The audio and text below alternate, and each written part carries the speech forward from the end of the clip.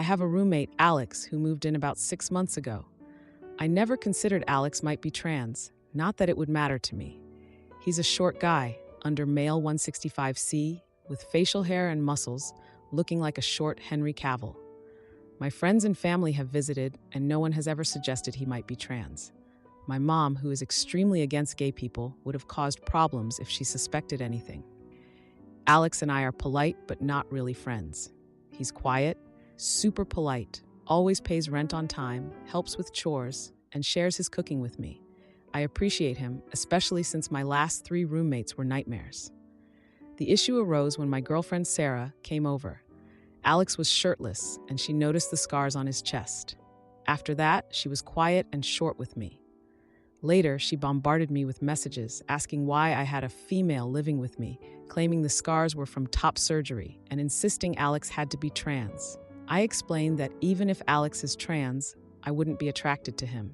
He's respectful and doesn't cause drama like my previous roommates.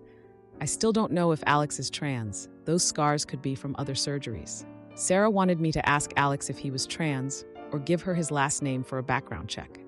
I refused both. She threatened to break up if I didn't find out if Alex is trans or kick him out. I don't do ultimatums, so we broke up. Since then, she's been messaging me daily, even after I blocked her, asking if I'm involved with Alex, wanting to talk, or demanding closure. She even told our mutual friend who wants nothing to do with this drama. I didn't feel bad initially, but some people online said I should have asked Alex if he was trans to keep the peace, or that I shouldn't have chosen my roommate over my girlfriend of 5 years. I wonder if I'm being unreasonable. I don't see how any straight guy could find Alex attractive, but maybe I should have done something to keep the peace. Now for some comments. One commenter said, "I'm not the jerk and don't owe anything to a trans-unfriendly person." They pointed out that my ex wasn't owed any knowledge about Alex's life or medical history. I responded by explaining how Sarah accused me of gaslighting when I turned the situation around to her. Another commenter questioned why I would be a jerk for leaving someone who's both a transphobe and assumes I'd cheat on her. I admitted feeling some doubt about my decision because she was my first girlfriend, and we were together for so long. When asked if I started dating Sarah when I was 17 and she was 22, I confirmed it, mentioning that we started talking before I turned 17, but no relationship stuff happened until I was of age. A commenter asked if I'd be interested in a 17-year-old now. I said no, explaining that it feels weird even if it's legal. I'm in college with bills to pay, and an 18-year-old is likely still in high school. Another commenter said my girlfriend is a bigot and questioned if that's the kind of partner I want. I replied that after talking to someone privately, I realized Sarah was being trans-unfriendly, whether Alex is trans or not. One comment that hit me was about not holding on to a mistake just because I spent a long time making it. I admitted that I often justified staying with Sarah because of how long we'd been together, realizing now that I was being foolish. Finally, a commenter pointed out that in a roommate situation, paying rent on time and being tidy is more important than any intimacy orientation. That's what I'm saying. He is the perfect roommate in my opinion. He is chill, doesn't bring drama, cleans up after himself, doesn't play loud music or videos at 2 a.m., and he even shares stuff he cooks with me. Considering out of my last roommates, 2 of them got arrested, this is a godsend. Now for a few comments.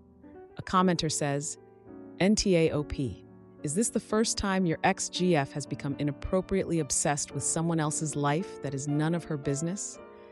Has she ever expressed any sort of prejudice towards people of other demographics? I respond, she always had a boundary that I couldn't be friends with women or men who were attracted to men.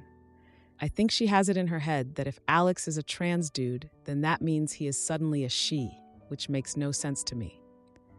Has she ever showed prejudice? I'm not too sure. She refuses to discuss any political or social topics like that to anyone, even her own mom. She prides herself in being anti-political and doesn't watch news or anything involving that. If a YouTuber she likes brings up politics, she would block and never watch that YouTuber again. I do think it is bordering an extreme, because if the YouTuber is gay, trans, or mentions anything about social stuff, She treats that as being political. There is a movie commentary YouTuber who Alex actually introduced me to called Mr. Gee. Once I was showing her a video on him reviewing a movie about La Llorona, and Mystic talked about being Hispanic and how he likes seeing Hispanic representation in movies, comparing it to seeing your favorite football team, and she said, "Shut that shoot off," because it was too political to her. I think she views everything as political, even stuff I don't really think is political. Another commenter asks, "OP, how did you not see this side to her? I get that you are very young, but this is a woman who got with a minor as soon as it was legal. What would you other people say if the genders were swapped and verbally and physically abused you? Because that's what she did. I'm glad this happened so you could finally get rid of her. I bet in a few years you will be shocked you took so much abuse before leaving." I explain, "This isn't me justifying it. I'm just explaining my side here. Any part of me that thought it was weird when I was younger got dismissed by everyone else around me. My mom got with a guy twice her age when she was 16, had me, guy got arrested for something else, and raised me on her own. She started joking about me and my ex being a cute couple and getting married since we were kids. Even when I was 12 and 13, she made jokes about sneaking me into her prom. My ex's mom also encouraged it because her and my mom are best friends. I thought this was normal. I thought her losing her temper and raising hands was normal. I thought her insulting me wasn't her, but the anger talking. If you have everyone around you telling something is okay, even if it isn't, it really does mess with you. She is also literally the only woman I've been with, and I haven't even been friends with a woman for a long time because that made her uncomfortable. I get I was dumb, but try to see my side here. Now for some additional questions and answers. Did you break up with her? Yes. During the text conversation, we broke up. I always told her I had one rule, that I don't do ultimatums. If she were to say, choose X or me, that I would leave. I put up with a lot of verbal and physical abuse, but I don't put up with that kind of ultimatum. Ages? I was 17 and she was 22, 23 when we got together. It's been a long time, so I'd have to look back to make sure. But yeah, I was for sure 17. We got together the day I turned 17. Our anniversary is my birthday. We couldn't get together before then because of the age of consent in my state, which I get now is really messed up. I don't know if it helps, but we have known each other our entire lives. My mom is her mom's best friend. When my mom worked, I would go over to Sarah's mom's house so I wasn't alone. We started talking and flirting when I was about 15 or 16, but didn't cross any physical lines until I turned 17 because I didn't want her to get arrested. I get that sounds bad, I really do. But at the time, I didn't see it as bad. Just in case it is asked, our moms encouraged it. Why would you want to be with someone like that? I don't. I really don't. I didn't realize it was transphobia until some people here talked to me about it. I thought it was just her being jealous, but I get how messed up it is now. Please understand, I live in the Bible Belt. I didn't even know trans people existed until I was 16. My personal thoughts are that I don't see a problem with people being trans and transitioning. I think at the end of the day, it isn't my business. Is Alex trans? I have no clue.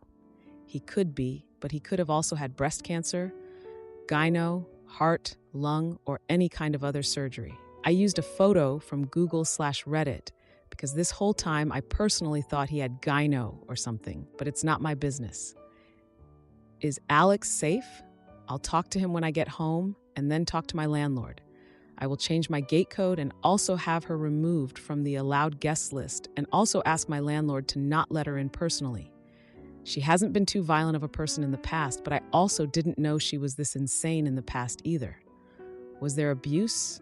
I feel like this has been kind of implied in some questions. I don't know. Has she insulted me? Yes. Has she been physical? Yes. But nothing crazy. Slapping, pushing, shoving, but never anything like punching or drawing blood. Why use CM if you're American? I was born and raised American. However, I got a couple of friends who use metric from college, and after sharing a group chat with them for so long, the habit has stuck. If anyone cares, we're in automotive engineering. Why didn't you ask Alex about his scars? I have a few reasons. I personally wouldn't like it if someone asked me. Second, my mom has scars all around her body for different reasons and gets livid if you ask her about them. Third, probably the one that confuses people the most, I didn't really care enough to ask. I was curious, but not. I just thought, and then went on with my business. Now for a response to a longer comment, I respond, do you think that a man slapping, pushing, shoving, but not punching or drawing blood from his girlfriend is okay? Would you consider doing this to your girlfriend or any future partner in the future? If you heard your female friend doing this to her boyfriend, or your male friend doing this to his girlfriend, would you be fine with it? It's less that I don't think women can be abusers, and more like I felt this was a normal way for someone to convey being upset, or what I am slowly realizing, I do think I deserved it. If any of my friends, male or female, told me their partner was hitting them, I would tell them to leave and not put up with it.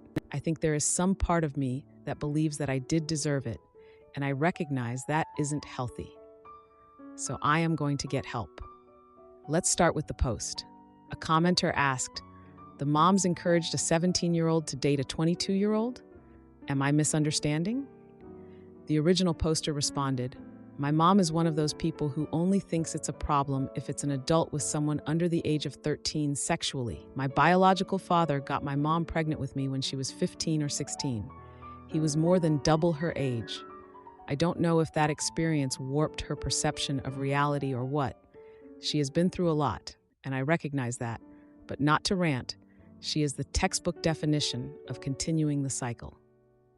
Now for a small update from the next day. I talked to Alex.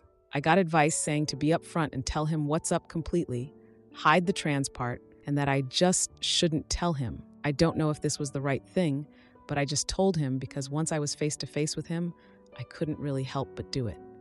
To clarify, I did not ask him about his scars or mention that specifically. I said my ex-girlfriend was under the impression he was a trans person. Made sure to say I didn't care if he was or wasn't, and that I broke things off, changed the gate codes, put her on the do not let in list, all that drama. Before even saying anything, he asked if I was okay. Like I said, he is a chill dude. He also not so subtly asked the same questions that a lot of comments asked, essentially if I was in a hurtful situation. I told him I don't know, but whatever kind of situation it was, it's over. The thing that really kind of messed with me is that he called me his best friend. I regret not saying we were close in other comments. I realize now we have different definitions of close because he is introverted and I'm not. We talked about irrelevant stuff for a while, and then the question came up. Would you care if I was trans? To summarize things, yes, Alex is trans mask. He had top surgery when he was 19 and has been on hormones since he was 18. He even has a tattoo with the date he started testosterone. While the idea that he could have been a dude with gyno, cancer, or something else is completely reasonable, it just happens that Alex is trans. And I don't care about that. Alex is Alex. I did show him the post and got permission to update things. I would not have otherwise. He is also roaming this post somewhere, but probably won't comment. Notes. Alex is going to help me out with finding some low-cost or pay-scale therapy because he personally hasn't heard good things about the college's therapy services. Like everyone else has said, yes, it was abuse. I see that. I will also hold higher standards for myself in the future. Alex sent me the information for the therapist he sees, and I'll contact them in the morning. The landlord knows there is a domestic incident, and I trust him when it comes to making sure my ex doesn't show up. The do not allow list was made in mind for this reason. I am not ready to talk to my mom about this, but I hope with some therapy and time I will be. She knows something is going on, but she believes this is a break and not a breakup. Sorry if this sounds like rambling, it is. This has been a rough couple of weeks. My brain is fried and I'm tired. Keep in mind, I'm still a full-time student during this. I also have to keep my grades up for my grants, scholarships, government aid, etc. I do read all comments, even the not-so-good ones. I will try to respond more before I sleep tonight, but just know even if I don't reply, I have read it. I appreciate all the advice, kicks in the rear, and the sympathy. A side note, I have seen a lot of trans people comment on this post, and I have had a few reach out to me in private. I am thankful for your comments as well. It has brought to my attention how tough things are out there, because I honestly felt what I did was the bare minimum and not worthy of praise because it should just be expected. But I see that it's being praised for how low of a bar there is when it comes to human decency towards you. And I'm sorry for that and hope things get better. Now for some of the original poster's comments. One commenter said, "NTA, you have a good roommate. Trans or not, they are impossible to find. Your GF was the one with issues. Get a restraining order." The original poster replied, "This morning I did respond to one of her messages with essentially and further communication will be used as evidence for a restraining order. The good thing is she is on probation, and one of the rules is that if she commits any crimes while on probation, it'll probably be revoked. So if she messes up once, then she won't be my problem for a couple of years." Regarding probation, the original poster explained, she is on probation for DWI. One of the rules of her probation is that she can't violate the law. If she does, then that's a violation, and they may revoke her probation. When asked why he posted there, the original poster said, "I originally asked this question on FB and was given a completely different answer, basically keeping the peace, happy wife, happy life, see it from her point of view, etc." A commenter asked, "Why are you so familiar with gynecomastia?" The original poster answered, "I Googled chest scar surgery male once, and the first thing that came up was a website talking about, do men have to worry about gynecomastia scars? This whole time I assumed Alex had that." Another commenter noted, "Bro, it legitimately sounds like you'd been railroaded into that one relationship for your entire life. The fact that you're going to be able to establish any standards is going to be a big step up. Therapy is definitely going to be important for that, and it's good you're seeking it out already." The original poster replied, "For real. The minute my pregnant mom found out I would be a boy, she immediately joked to Sarah's mom that this was perfect because then I could date Sarah, and then our moms could be actual sisters or something. Couples Halloween costumes. My mom coming up with plans to sneak me into Sarah's prom. It's a good thing Sarah can't have kids because my mom wouldn't stop about grandkid ideas until that was found out." Now for the update. 2 days after the original post. I talked to the therapist Alex recommended. Normally, I would be on the wait list until January, but due to the situation, the therapist referred me to one of his associates, and I'll be seen as early as next week. I also was recommended to attend a domestic violence support group that gathers once a month. I was originally not going to go because the idea was uncomfortable as heck, but Alex said he'll go with me, so at least I'll know someone there, and we can leave if it's too weird for me. My mom is aware of the breakup. She is not too happy. I did not mention the trans part. I said that Sarah was being controlling, and I didn't want to put up with it anymore. Got the usual, "That's a normal part of any relationship" comments, but I stood my ground. My mom seems to be under the same delusion as Sarah that this is a small argument or something, and we will get back together, but that is absolutely not happening. I don't really talk to Sarah's mom, so I don't know her thoughts on the matter. The landlord is aware of the situation and will not let Sarah in should she try to show up. If you don't have the gate code, you have to go to the main office, and the employee, landlord's son, will buzz the person in if they are on your accepted people list, or call the tenant and ask if they aren't on the list. If the individual is on the do not let in list, especially if it involves a criminal matter, they will be asked to leave. If they don't leave, then it becomes trespassing. I know this sounds like a lot, but the security is why a lot of people live here. Now for the post. I am sorry for trivializing my abuse. It still feels weird to say abuse, but I do know that it is abuse. Slapping, pushing, and shoving is physical abuse, and if another person came up and told me their partner was doing that, I would call it abuse. It's not that I don't think women can be hurtful, but as I said in one of the comments, I don't view it as abuse when it's towards me. This is probably due to being abused by my mom, which I am going to get help for. For reference, when I mention my mom's abuse, it's why I'm low contact with her. The reason why I was extremely underweight as a kid is because she just straight up didn't feed me a lot of the time. CPS got called a lot, but never did anything. They also didn't take any claims by my teachers that I was being abused as credible because there were no marks or bruises, which has warped my view on abuse. Going forward, if I date again, then I won't put up with any physical or verbal abuse.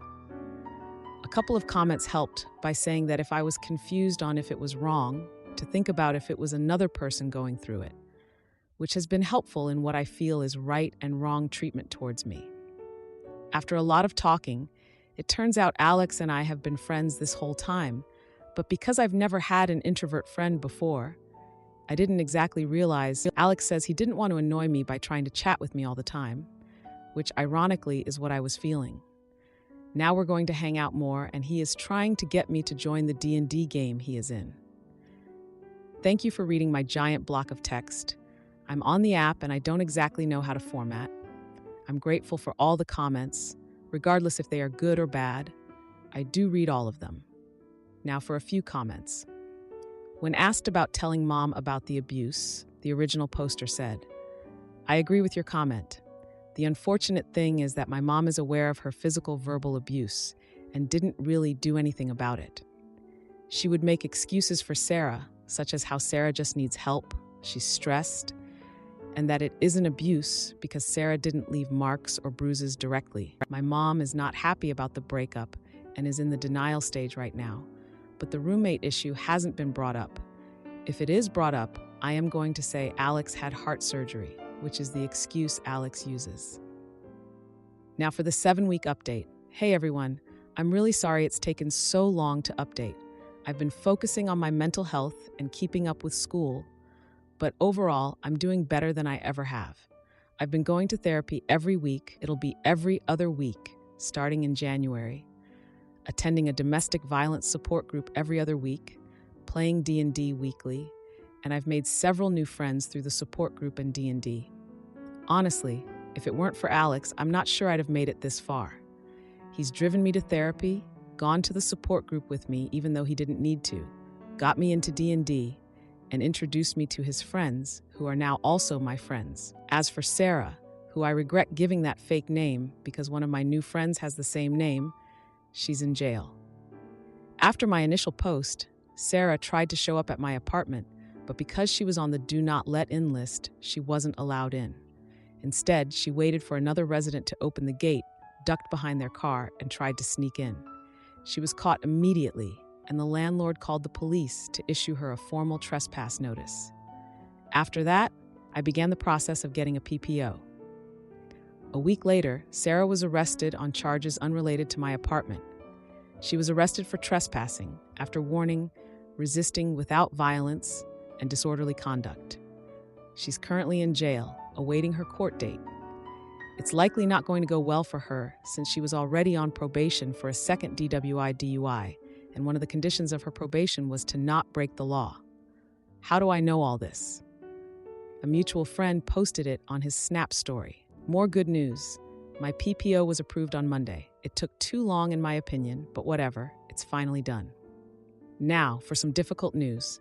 I'm officially no contact with my mom. I know, logically, this is the right decision because she's not a healthy person, but it still hurts. After talking with my therapist and in support group, I realized that my views on healthy relationships and abuse were really warped, especially by my mom. I know some might say it's important to forgive her, or at least give her a chance to change, but I just can't.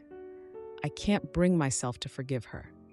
She neglected me as a child, physically and verbally abused me into adulthood, and even encouraged me to date an adult when I was a minor. After reflecting on everything, I also can't bring myself to say I love her. I realize I only felt that way out of obligation and pity. My mom was taken advantage of when she was a minor, which led to her pregnancy with me, and I do feel bad for her. But instead of seeking help, she chose not to. Now I'm using her as a reverse moral compass. Whatever she did, I now try to do the opposite. This Christmas, I'm spending time with Alex and his family, which I guess is now also my family.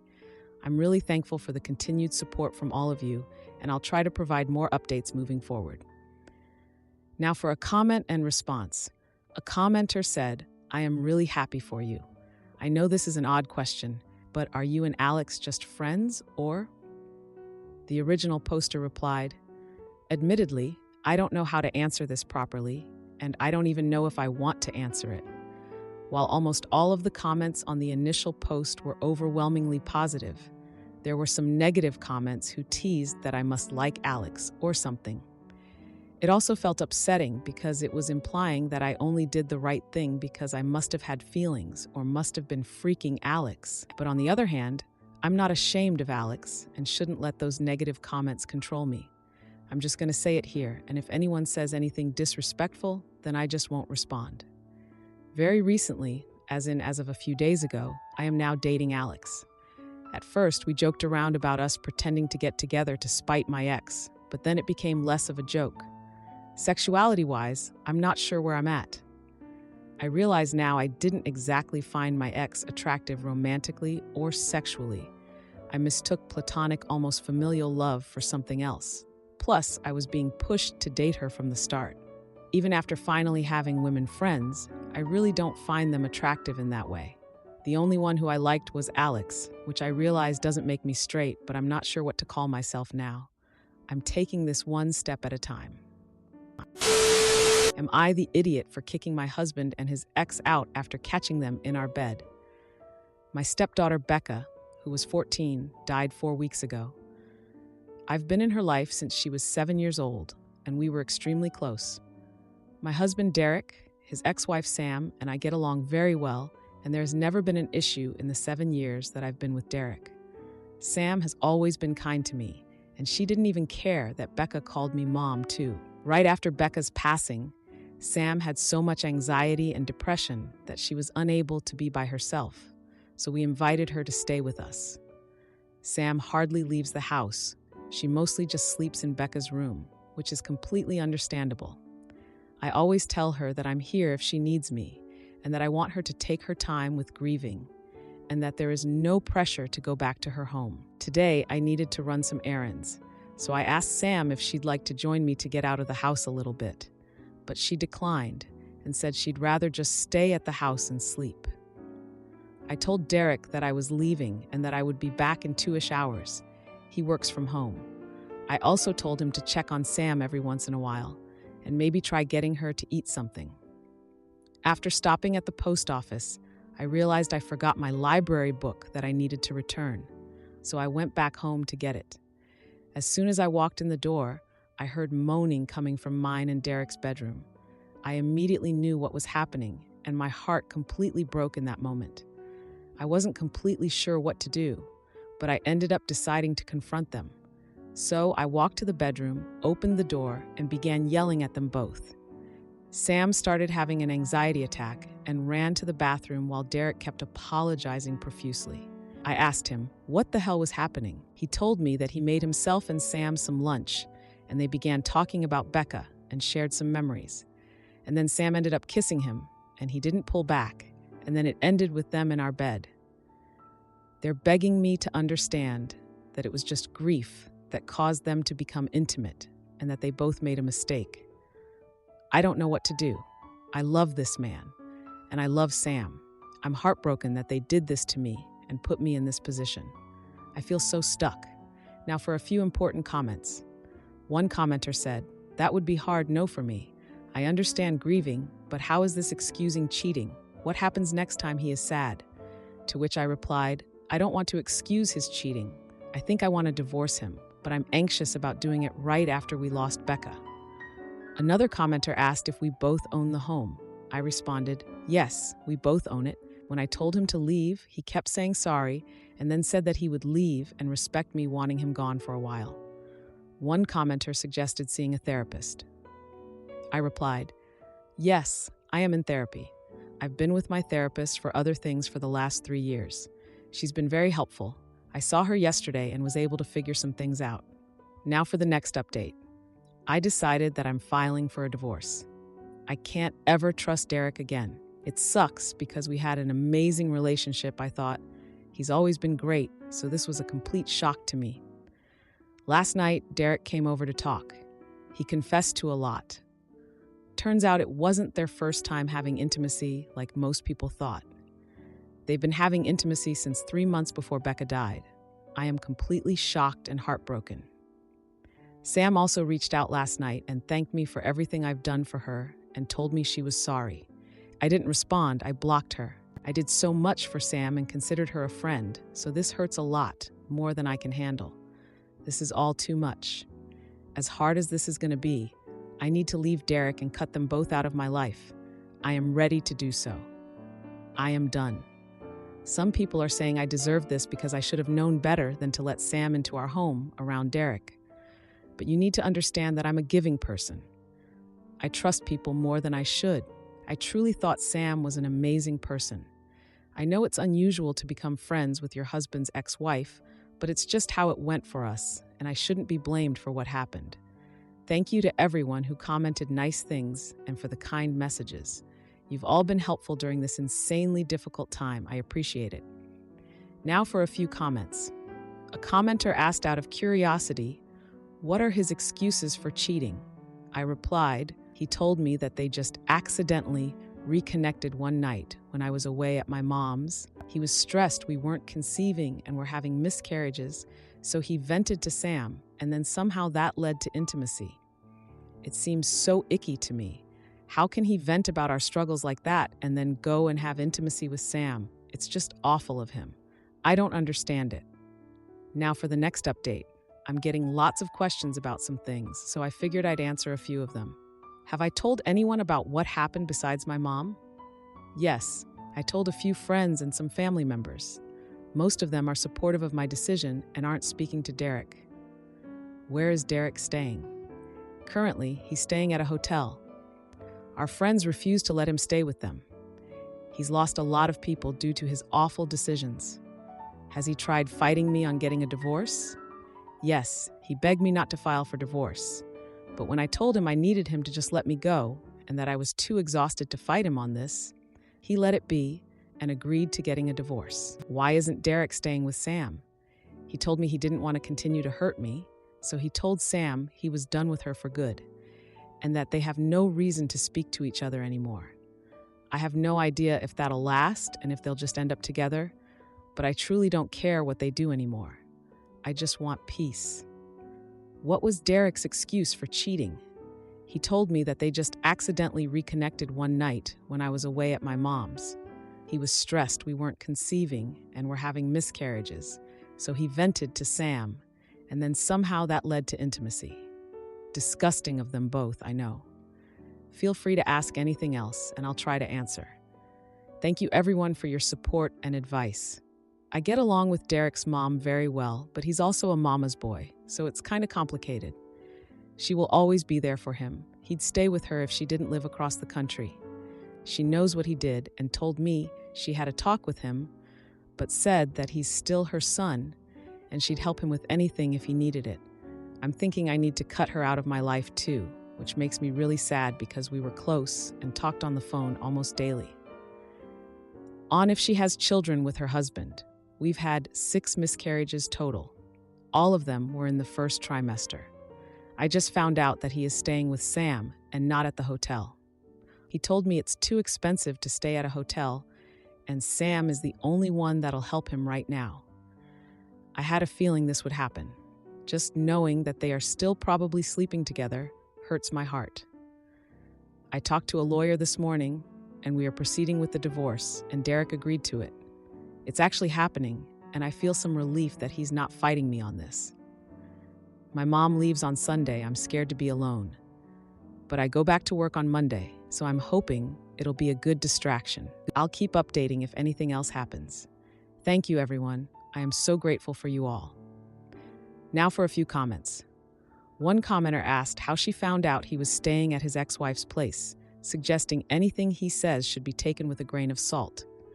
She replied, "He texted me this morning after we talked to lawyers and said he just wants to be honest with me. I told him to stop giving me updates on what he's doing in his life and that it's not something I need to know.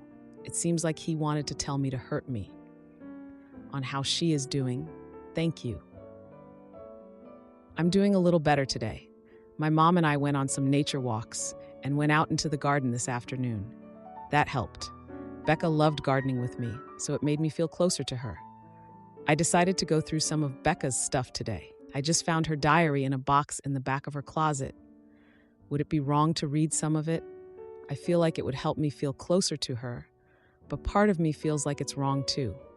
I haven't told Derek that I found it either, and I'm unsure if I should tell him. What would you do? On if she was closer with Becca prior to her sudden passing. Becca and I were very close. It felt like she told me anything and everything, but I honestly think all parents feel that way about their kids, so I'm kind of nervous to read it. I figured it's been a few days, so I should give a little update. My mom is leaving in a couple of hours, so I'll be alone. I'm kind of nervous about it. She helped me stay distracted and kept me going. I think how I'm going to handle her being gone. I go back to work tomorrow, first day back since Becca passed away. I'm looking forward to it, though, because it'll keep me distracted. Also, I did read some of Becca's diary. It made me love her even more. She was such a sweetheart. I went back a few months and saw that she noticed some weird behavior between Derek and Sam. Didn't mention that she knew of the affair, but she just wrote that she thought it was kind of strange that they all three would hang out more than usual without me. I might read more, but so far I haven't found anything that's disturbing. Just her being a teenager and talking about crushes, fights with friends, happy family memories, etc. Tomorrow I'm also talking to my lawyer, so I might have more updates on that. Thanks for the continuous love and support, everyone. Started randomly getting a lot more messages, comments, so I figured I'd do another little last update. My first week back at work went great. I wasn't expecting it to go so well, but thankfully it did. My coworkers were so helpful and patient with me. On Friday night, I decided I didn't want to stay home all weekend alone, so I decided to drive up to my mom's. It helps I have a 3-day weekend, so I can spend more time with her. I'm heading back home tomorrow. Also, for those of you that have messaged me hateful things for reading Becca's diary, I just have to say you aren't in my shoes right now. Telling me I'm a bad mom because I'm reading her diary is just ridiculous. I learned so much more about her, about how caring and sweet she is, and it made me love her even more. It's how I'm able to feel so close to her right now. So please don't tell me I'm a bad parent for just trying to get by one of the hardest times of my life. You have no idea what it's like. I don't have much of an update, so this will be it. I'll come back and update once the divorce happens, though. Thank you to those of you that have been nothing but kind and helpful. You helped me feel less alone. I'll forever be grateful. Sam made a fake FB profile to message me and tell me she wants to sue me for telling strangers about what happened. Derek supports her, apparently. I don't need this. Am I not allowed to vent about my life to people online? I just want life to get better. I'm so tired. Frick you, Sam. Frick you, Derek. Edit. Sam is in the comments and messaged me on here too. Blocked her. Additional information from OP. On the message from Sam, no, I just ignored her. It might be an empty threat just to make my life harder, but I'm unsure. Her message said, so I was scrolling TikTok and ended up on an account where they read Reddit posts. And guess whose post they read? Yours. First you tell friends and family, and then you go to a bunch of strangers and tell them our life story? I can't believe you. It isn't just your business to tell. Becca would be so disappointed in you. Be prepared, because I think I'm going to be suing you for this. This was no one else's business. You did this to yourself. Remember that. I'm actually baffled. She thinks Becca would be disappointed in me? WTF, I have been as strong as I can be, but I have been really struggling. So much is going on, and I'm just so tired. How can I keep going? I just want to be with Becca. I miss her. I miss her smile. I miss her laugh. I miss how she tried to make you laugh when you were sad by telling dad jokes. I miss how she liked being in the garden with me. I miss seeing all her new drawings. I miss her beautiful eyes. I miss everything about her. I just want her back. I need her back. Edit. I am okay. I just needed a space to vent. I was getting so many messages asking if I'm all right, and I just wanted to say thank you to those that reached out. I am okay. I will be okay. Some days are harder than others, but I think I'll get through this. I'm so grateful for the little community I have here. Thank you all so much. Sam ended up taking her own life on June 20th. I am still trying to process everything. She had hurt me deeply, but this isn't something I wanted whatsoever. And Derek blames me. I feel so many things, and I'm going to be away for a while again, but I wanted to update you all. Thanks for the love, everyone. Comments on how she is doing after Becca's death and now Sam's passing. I hope they're together again, and I hope they're both at peace too. That's all I hope for. Thank you. Well, I'm doing it. I'm taking the advice that so many of you had. I'm going on a trip since my job doesn't need me till the middle of August. I was so lucky I had my mom come stay with me a lot and had my best friend come stay with me when my mom couldn't. But I felt like I was asking too much of them. So I decided that maybe traveling might actually be a good idea. In a week, I'm going to Norway. Becca and I always wanted to go there one day. It was on our bucket list. I'm actually excited. I'm also thinking of getting a pet when I come back, but might wait till I move. Thank you to those that recommended I do this. Becca would be happy I'm doing this. She'd be so frickin' thrilled for me. You probably won't hear from me for a while. I'm taking a long break from Reddit and all my social media. I think it's best for me. But just know, I love and appreciate all of you that have been there for me. I would have been so lost without some of you. Yours truly, Alyssa. Now for a few updates. Hi everyone. I haven't been on here in so long. I got so many messages asking me to do an update, so here it is. Norway was absolutely breathtaking. I had so much fun and met some amazing people while I was there. I plan on returning in the future for sure. A couple weeks ago was the 6-month anniversary of Becca's death. It's been hard, but it's getting easier to live everyday life, but it also pains me to say that because I feel guilty for moving on and healing. IDK if that makes sense. Maybe it does to those who have also lost someone close. I moved out of Derek and my house a month ago and got myself a cozy little house all to myself. And oh yeah, I got a dog. His name is Charlie, and he's a darling little Cavalier Spaniel. He's been great. I absolutely love him. Also, I am officially divorced as of last week. It was a very easy divorce, and I'm so happy about that. But Derek didn't want any of Becca's things when we tried figuring out who gets what. He left it all to me. I tried hard to get him to take something because I feel like he'll regret it, but he said he didn't want anything, so I have all of Becca's stuff. I have no idea why he didn't want anything, but I have it all in the guest bedroom right now. I'm trying to figure out what to do with everything. Derek is apparently an alcoholic now and quit his job. He seems to be doing terrible. Besides all that, I'd cake if I have anything else to share. I just want to say thank you again to all of my supporters. I've made some friends on here, and I am so thankful for you all. I appreciate every one of you. Now for a few important comments. Commenter 1, Alyssa. I think of you often and check back periodically for an update. I'm so happy to hear that your trip went well. Equally exciting to hear that you've moved on with your life, have a new house and a dog. Cavaliers are so cute and sweet. Enjoy.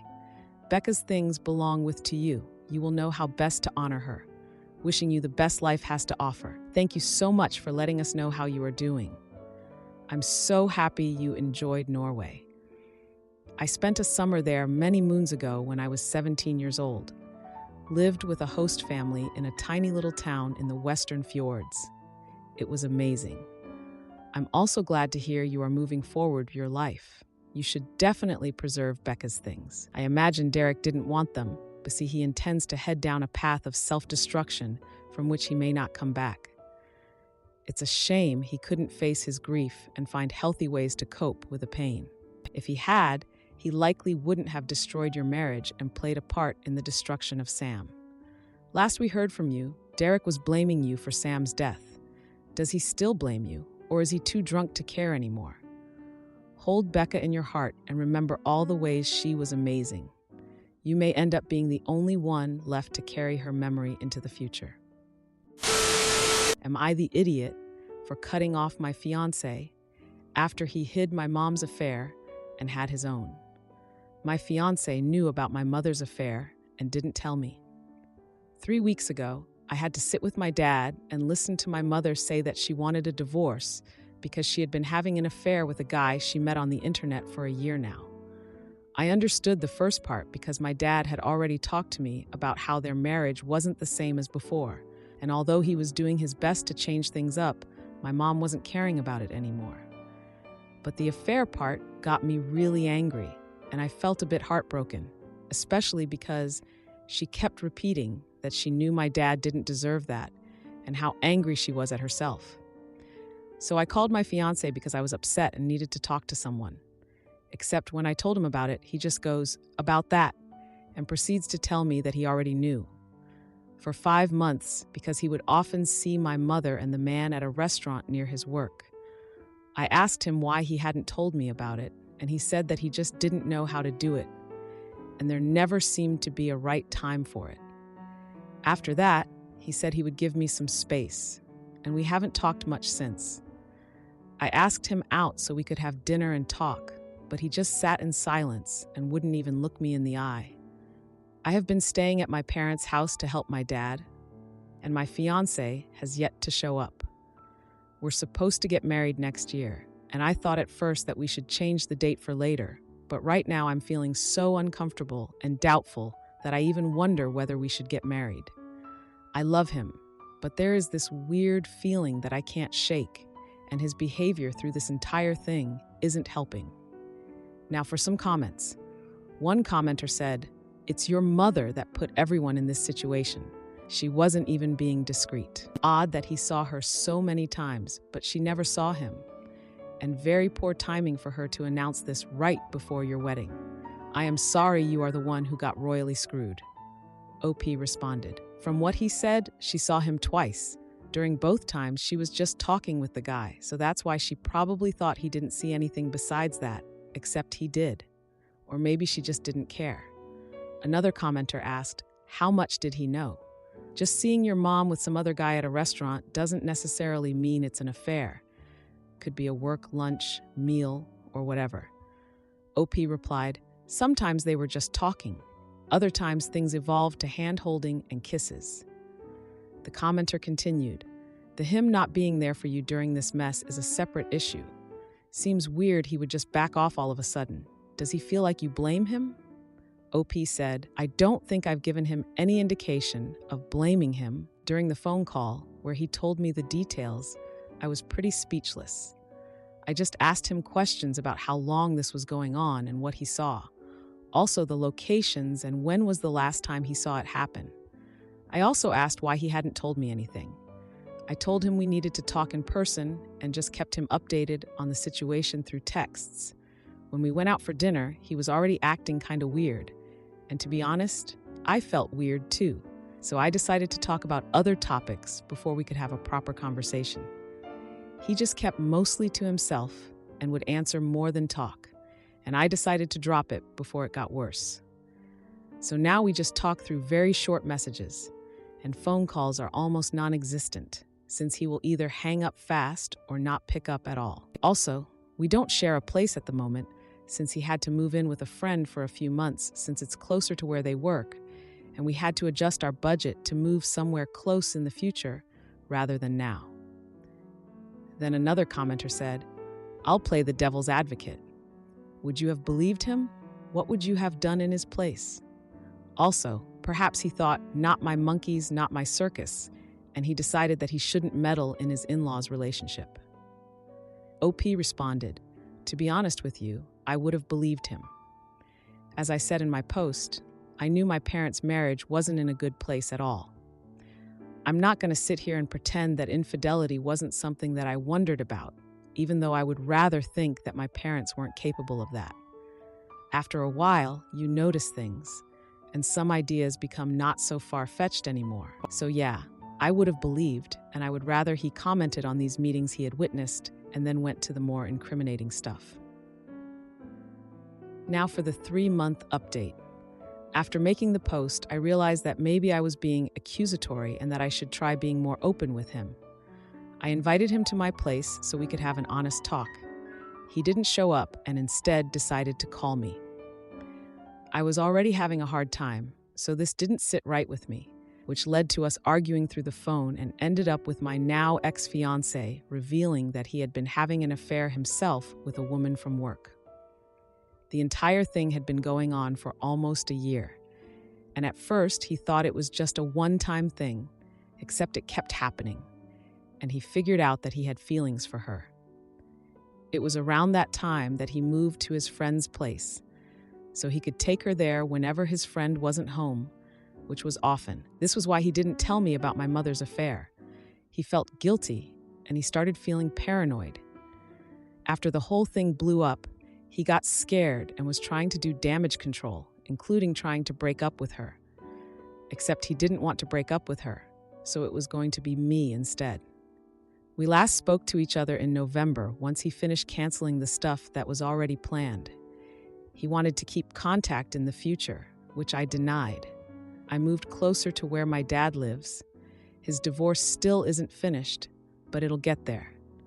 My mother has been living with her boyfriend since the whole thing came to light. I haven't spoken to her since, even though she tried to contact me once I canceled the wedding. I'm still not in a good shape emotionally, but I'm trying to get there. I truly wish no one ever goes through that.